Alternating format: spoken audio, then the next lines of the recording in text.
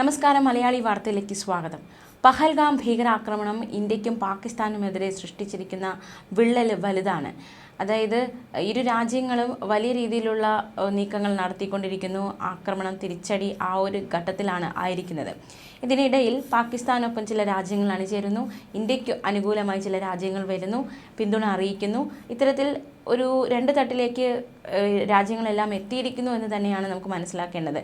പാകിസ്ഥാനൊപ്പം തുർക്കി പിന്തുണ പ്രഖ്യാപിച്ചിരുന്നു. ഇതിനിടയിൽ നിർണായകമായ ഒരു നീക്കം നടന്നിരിക്കുകയാണ്. ഒരു വിവരം പുറത്തു വരുന്നതനുസരിച്ച് പാകിസ്ഥാനെ പിന്തുണ പ്രഖ്യാപിച്ച് തുർക്കി നേരത്തെ തന്നെ രംഗത്തെത്തിയിരുന്നു. ഇതിന് പിന്നാലെയാണ് ഇപ്പോൾ മറ്റൊരു സംഭവം കൂടി ഉണ്ടായിരിക്കുന്നത്. തുർക്കി നാവികസേനയുടെ കപ്പൽ പാകിസ്ഥാനിലെ കറാച്ചിയിലെത്തിയിരിക്കുകയാണ്. ഈ ഒരു സാഹചര്യത്തിൽ കപ്പൽ എന്തിനാ അവിടെ എത്തി എന്ന ചോദ്യമാണ് ശക്തമാകുന്നത്.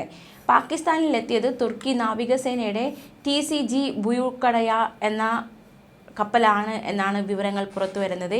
വിവരം പാകിസ്ഥാൻ നാവികസേന സ്ഥിരീകരിക്കുകയും ചെയ്തു. തുർക്കിയും പാകിസ്ഥാനും തമ്മിലുള്ള സമുദ്ര വ്യാപാര ബന്ധങ്ങൾ ശക്തിപ്പെടുത്തുക എന്ന ലക്ഷ്യത്തോടെയാണ് കപ്പൽ എത്തിയിരിക്കുന്നതെന്നാണ് അധികൃതർ പറയുന്നത്. എങ്കിൽ പോലും ഈ ഒരു സാഹചര്യത്തിൽ ഈ കപ്പൽ അവിടെ എത്തിയത് വലിയ ചോദ്യങ്ങൾ, ആശങ്ക ഒക്കെ വഴിമാറുകയാണ്. പാകിസ്ഥാൻ സൈന്യത്തിനുള്ള പടക്കോപ്പുകളുമായാണോ തുർക്കി കപ്പൽ എത്തിയത് എന്ന ചോദ്യം ശക്തമാകുന്നു. ഇന്ത്യ പാകിസ്ഥാൻ ബന്ധം വഷളായിരിക്കുന്ന ഈ സാഹചര്യത്തിൽ കപ്പൽ കറാച്ചി തീരം തൊട്ടത് എന്തിനാണ് എന്ന ചോദ്യവും ശക്തമാവുകയാണ്. തുർക്കി നാവികസേനയുടെ കപ്പൽ മാത്രമല്ല, വ്യോമസേനയുടെ വിമാനങ്ങൾ നേരത്തെ പാകിസ്ഥാനിൽ എത്തിയെന്ന റിപ്പോർട്ടുകളൊക്കെ പുറത്തു വന്നിരുന്നു. നേരത്തെ വിമാനങ്ങൾ എത്തുന്നു, ഇപ്പോൾ കപ്പലും എത്തുന്നു. ചോദ്യങ്ങൾ ശക്തമാവുന്നു, ആശങ്ക ഉയരുകയാണ്. തുർക്കി കപ്പലിനെ തുറമുഖത്ത് സ്വീകരിച്ചത് പാകിസ്ഥാൻ നാവികസേനയിലെ ഉദ്യോഗസ്ഥനാണ്. ഡയറക്ടർ ജനറൽ പബ്ലിക് റിലേഷൻസ് ഇത് സംബന്ധിച്ച വിവരങ്ങൾ പുറത്തുവിടുകയും ചെയ്തു. സൗഹാർദ്ദ സന്ദർശനം എന്നാണ് പാകിസ്ഥാൻ പ്രസ്താവനയിലൂടെ അറിയിച്ചിരിക്കുന്നത്. പരസ്പര ധാരണ വർദ്ധിപ്പിക്കുന്നതിനും ഇരു നാവികസേനകളും തമ്മിലുള്ള സമുദ്ര സഹകരണം ശക്തിപ്പെടുത്തുന്നതിനുമാണ് ഈ സന്ദർശനം. അതായത് തുർക്കി കപ്പൽ കറാച്ചിയിലെത്തിയതിന് പിന്നിലുള്ള ലക്ഷ്യമെന്നാണ് പ്രസ്താവനയിലൂടെ പാകിസ്ഥാൻ അധികൃതർ അറിയിച്ചിരിക്കുന്നത്. എന്തായാലും ഈ തുർക്കി കപ്പൽ കറാച്ചി തീരം തൊട്ടത് എന്തിനാണ് എന്ന ചോദ്യം അവശേഷിക്കുകയാണ്. ഇന്ത്യ ജാഗ്രതയോടെ തന്നെ ആയിരിക്കുകയാണ്. അതേസമയം പഹൽഗാം ആക്രമണത്തിന് ശേഷം അതിർത്തിയിൽ പ്രകോപനം പാകിസ്ഥാൻ തുടർന്നുകൊണ്ടിരിക്കുകയാണ്. ഇതുവരെയും അതിനൊരു അയവ് വന്നിട്ടില്ല. ശക്തമായ തിരിച്ചടി നൽകുമെന്ന മുന്നറിയിപ്പ് നൽകി ഇന്ത്യയും സജ്ജമാണ്. വനമേഖലകളിലടക്കം സൈന്യം സുരക്ഷ ശക്തമാക്കിയിരിക്കുകയാണ്. ആക്രമണത്തിന് തിരിച്ചടി നൽകുക എന്നത് പ്രതിരോധ മന്ത്രി എന്ന നിലയിൽ തൻ്റെ ഉത്തരവാദിത്തമാണെന്ന് രാജ്യത്തിൻ്റെ പ്രതിരോധ മന്ത്രി രാജ്നാഥ് സിംഗും പ്രതികരിക്കുകയുണ്ടായി. ഇറാൻ വിദേശകാര്യമന്ത്രി സെയ്ദ് അബ്ബാസ് അറഗ്ചി നാളെ പാകിസ്ഥാൻ സന്ദർശിക്കുന്നു. അതും ഈ ഒരു സാഹചര്യത്തിലാണ് പാകിസ്ഥാൻ സന്ദർശനം എന്നതും ശ്രദ്ധേയം. എന്താണ് ലക്ഷ്യം എന്ന ചോദ്യങ്ങൾ ഉയരുകയാണ്. പാകിസ്ഥാൻ സന്ദർശിച്ച് ടെഹ്റാനിലെത്തിയ ശേഷം ഇന്ത്യയിലേക്ക് അദ്ദേഹം തിരിക്കും. ഇന്ത്യൻ വിദേശകാര്യമന്ത്രി S ജയശങ്കറുമായി കൂടിക്കാഴ്ച നടത്തുമെന്നും വിവരങ്ങൾ പുറത്തു വരുന്നുണ്ട്. ഇന്ത്യ പാക് സംഘർഷത്തിൽ മധ്യസ്ഥത വഹിക്കാൻ ഇറാൻ തയ്യാറാണെന്ന് നേരത്തെ അറിയിച്ചിരുന്നു. അതിന് പിന്നാലെയാണ് ഈ സന്ദർശനം. ഇറാൻ ഈ ഒരു സംഘർഷം ഉടലെടുത്തപ്പോൾ തന്നെ ഇരു രാജ്യങ്ങൾക്കുമിടയിൽ ഒരു മധ്യസ്ഥത വഹിക്കാൻ തയ്യാറാണ് എന്ന കാര്യം അറിയിച്ചിരുന്നു. എന്തായാലും ഇരു രാജ്യങ്ങളും സന്ദർശിക്കുന്നുണ്ട്. പാകിസ്ഥാൻ സന്ദർശിക്കുന്നുണ്ട്, ഇന്ത്യയും സന്ദർശിക്കുന്നുണ്ട്. നിർണായക കൂടിക്കാഴ്ച ഇത് മാറുമെന്ന കാര്യത്തിൽ സംശയമില്ല. അതേസമയം മറ്റൊരു നീക്കം പാകിസ്ഥാൻ നടത്തിയിരിക്കുന്നു. ഇന്ത്യയുമായുള്ള വ്യാപാരത്തിന് നിരോധനം ഏർപ്പെടുത്തി പാകിസ്ഥാൻ്റെ കടുത്ത നീക്കം. പാക് വാണിജ്യ മന്ത്രാലയമാണ് ഇത് സംബന്ധിച്ച ഉത്തരവിറക്കിയിരിക്കുന്നത്. ഇന്ത്യൻ ഉൽപ്പന്നങ്ങൾ സമുദ്ര, കര, വ്യോമമാർഗമോ മൂന്നാമതൊരു രാജ്യം വഴിയോ പാകിസ്ഥാനിലേക്ക് ഇറക്കുമതി ചെയ്യരുത് എന്നാണ് ഉത്തരവിൽ വ്യക്തമാക്കിയിരിക്കുന്നത്. എന്തായാലും പ്രതിരോധ മന്ത്രി രാജ്നാഥ് സിംഗിൻ്റെ വാക്കുകൾ ഏറെ ശ്രദ്ധേയമാണ്. 26 കൊല്ലപ്പെട്ട പഹൽഗാം ഭീകരാക്രമണത്തിന് മറുപടിയായി പാകിസ്ഥാന് തക്കതായ തിരിച്ചടി നൽകുമെന്നാണ് കേന്ദ്ര പ്രതിരോധ മന്ത്രി രാജ്നാഥ് സിംഗ് പ്രതികരിച്ചിരിക്കുന്നത്. പ്രതിരോധ മന്ത്രി എന്ന നിലയിൽ തൻ്റെ ഉത്തരവാദിത്തമാണ് ഇന്ത്യയെ ആക്രമിക്കുന്നവർക്ക് ശക്തമായി തിരിച്ചടി നൽകുക എന്നത്. അതിർത്തി കാക്കുന്ന സൈനികർക്ക് പൂർണ്ണ പിന്തുണ എന്നാണ് പ്രതിരോധ മന്ത്രി അറിയിച്ചിരിക്കുന്നത്. നമ്മുടെ പ്രധാനമന്ത്രിയെ നിങ്ങൾക്ക് നന്നായി അറിയാം.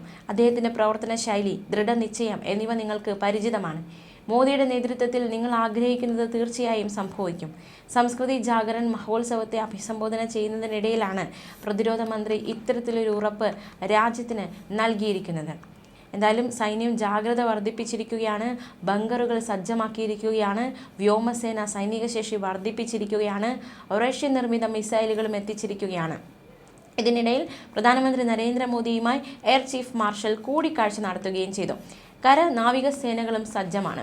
നിയന്ത്രണ രേഖയിലെ പ്രകോപനത്തിനും സേന തിരിച്ചടി നൽകിക്കഴിഞ്ഞു. അതിനിടയിൽ നിർണായകമായ നീക്കം കഴിഞ്ഞ ദിവസം നമ്മുടെ രാജ്യം നടത്തിയിരിക്കുന്നു. പാകിസ്ഥാനിലേക്ക് ജലമൊഴുക്ക് തടയാൻ ചെനാബ് നദിയിലെ ഡാമിന്റെ ഷട്ടർ താഴ്ത്തിക്കൊണ്ടുള്ള നടപടി നമ്മുടെ രാജ്യം സ്വീകരിച്ചിരിക്കുകയാണ്. ചെനാബ് നദിയിലെ ബഹ്ലിഹാർ അണക്കെട്ടിന്റെ ഷട്ടറാണ് താഴ്ത്തിയത്. പാകിസ്ഥാനിലേക്കുള്ള ജലമൊഴുക്ക് കുറയ്ക്കുക എന്ന ലക്ഷ്യത്തിനോടനുബന്ധിച്ചാണ് ഇത്തരത്തിലൊരു നടപടി സ്വീകരിച്ചത്. പാകിസ്ഥാനുമായുള്ള സിന്ധു നദി ജലകരാർ മരവിപ്പിച്ചതിന് തുടർച്ചയായി ഹ്രസ്വ മധ്യ ദീർഘകാല നടപടികൾ കൈക്കൊള്ളുക എന്ന നീക്കത്തിലാണ് നമ്മുടെ രാജ്യം ആയിരിക്കുന്നത്. ഇതിൽ ഹ്രസ്വകാല നടപടിയുടെ ഭാഗമായാണ് ബഗ്ലിഹാർ അണക്കെട്ടിൽ നിന്ന് പാകിസ്ഥാനിലേക്കുള്ള വെള്ളത്തിന്റെ ഒഴുക്ക് കുറയ്ക്കാൻ ഷട്ടർ താഴ്ത്തിയത്. ഇന്ത്യയുടെ ഈ നീക്കം പാകിസ്ഥാനിലെ പഞ്ചാബ് പ്രവിശ്യയാണ് നേരിട്ട് ബാധിക്കുന്നത്. ഇവിടുത്തെ കാർഷിക പ്രവർത്തനങ്ങൾക്ക് ബഹ്ലാഗാറിൽ നിന്നുള്ള ജലമാണ് ഉപയോഗിച്ചുകൊണ്ടിരുന്നത്. എന്തായാലും കാർഷിക പ്രവർത്തനങ്ങൾക്ക് ഇത് വലിയ തടസ്സമാകുമെന്ന കാര്യത്തിൽ സംശയമില്ല.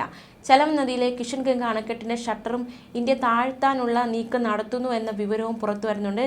അത്തരത്തിലൊരു നീക്കം രാജ്യം നടത്തുമെന്ന് തന്നെയാണ് വിവരങ്ങൾ സൂചിപ്പിക്കുന്നത്. നടപടികൾ കടുപ്പിക്കുകയാണ്.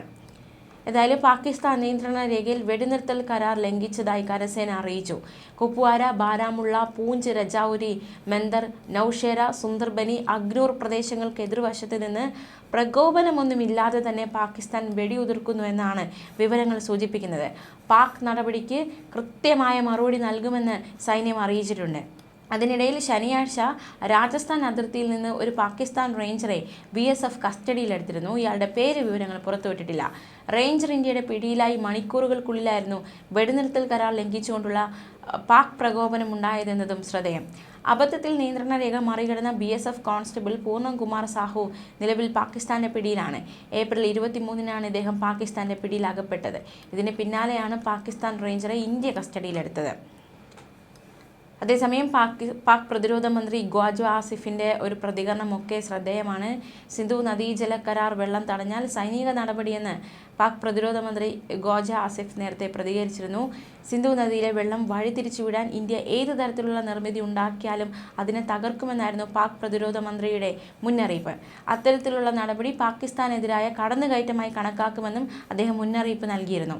പാകിസ്ഥാന്റെ ജലം വഴിതിരിച്ചുവിടുന്നത് ആക്രമണത്തിന്റെ മുഖമായി കണക്കാക്കുമെന്നാണ് ഖവാജ ആസിഫ് ആവർത്തിച്ചത്. സിന്ധു നദീതടത്തിൽ അണക്കെട്ടുകൾ നിർമ്മിക്കാൻ ഇന്ത്യ നീങ്ങിയാൽ പാകിസ്ഥാന്റെ പ്രതികരണം എന്തായിരിക്കുമെന്ന ചോദ്യത്തിനാണ് ഖവാജയുടെ പ്രകോപനപരമായ മറുപടി. ഇന്ത്യ അങ്ങനെ ചെയ്യുന്നത് പാകിസ്ഥാനെതിരായ ആക്രമണമായിരിക്കും. അവർ ഇത്തരത്തിലുള്ള ശ്രമം നടത്തിയാൽ പോലും പാകിസ്ഥാൻ ആ നിർമ്മിതി നശിപ്പിക്കുമെന്നായിരുന്നു ഖവാജ മറുപടി നൽകിയത്. പാക് കാർഷിക ഭൂമിയുടെ 80%-നും വെള്ളം ഉറപ്പാക്കുന്ന സിന്ധു നദീജല കരാർ പഹൽഗാം ഭീകരാക്രമണം ഉണ്ടായി മണിക്കൂറുകൾക്ക് ശേഷം ഇന്ത്യ താൽക്കാലികമായി മരവിപ്പിക്കുന്ന സാഹചര്യമുണ്ടായിരുന്നു. എന്തായാലും നടപടികൾ തുടർന്നുകൊണ്ടേയിരിക്കുന്നു. നിർണായകമായ നീക്കങ്ങൾ നടന്നുകൊണ്ടേയിരിക്കുന്നു. ന്യൂസ് ഡെസ്ക് മലയാളി വാർത്ത.